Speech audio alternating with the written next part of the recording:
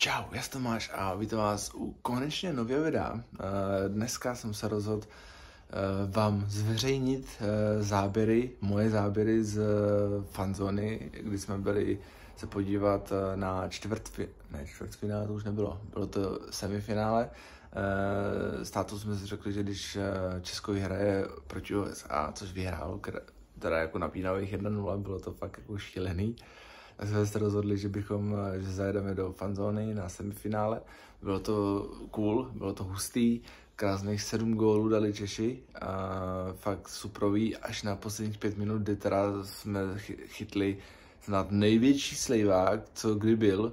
A moje mikina, ne ta, v tom videu mám černou, tak ta mikina byla normálně o kilo normálně těžší než normálně, fakt jsem mohl reálně ždímat, to samý kraťasy a o botech radši ani nemluvím, tam jsem měl v každém botě rybníček a šlapal jsem si v něm až krásně domů, takže to bylo fakt super, to samý kraťasy, jakmile jsem si sednul do auta, tak jsem si dělal na mokrým, takže to byla fakt bomba, ale hokej to byl teda krásný. Každopádně užijte si záběry přímo z té fanzóny a užijte si tu atmosféru, která tam panovala, kor ještě když naše vyhrávali. Tak jo, užijte si tohle video, můžete dát nějaký like, určitě si vám bude líbit, komentář můžete napsat dolů a můžete mě i dokonce odebírat.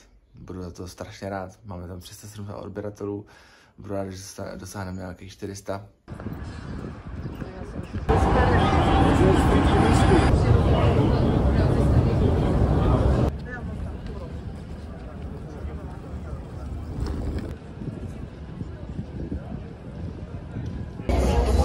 Můžeme se tam podívat, ale můžete se tady. Dneska jsme ve fanzóně, hraje se semifinále Česko proti Švédsku. No, koupil jsem si kolu za 80 korun. Je to nic levného, ale je to jasný. A jelikož se bojím o ten stroj, že ho mě prostě někdo ukradne, kdo si ho dá tady do uschovny, malý věci by tam měly stát asi 50 korun. To je taková malá věc, jako vidíme. Budeme doufat. Tamhle uschovna, paráda. Nechci to riskovat. Já jsem to tam měl sice položený po tou židlí, nikdo mi to neukradl, ale kdo ví. Jako zápas začíná za dlouho. Tak, stativ je schovaný, takhle lísteček a 20 korun je to stálo, tak jako by lepší zaplatit 20 korun než 1500 za nový stativ. A tady je ta krásná maska, velká. Krásná. Jak se to tady pomalečku začíná plnit. Mistrovství světa v ledním hokeji. So, ladies and gentlemen, welcome again in the official arena or official fan zone of the International.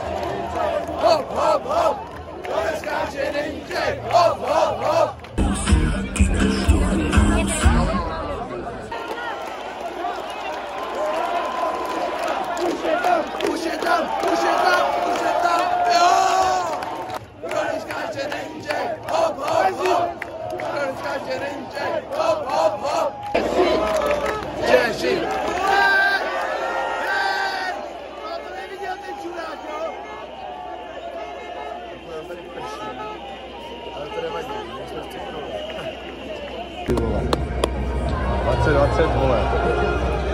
Dneska musí být krásně. Vole, chvílička. Co? Chvilka, no, 5 minut. Skoro hodinky.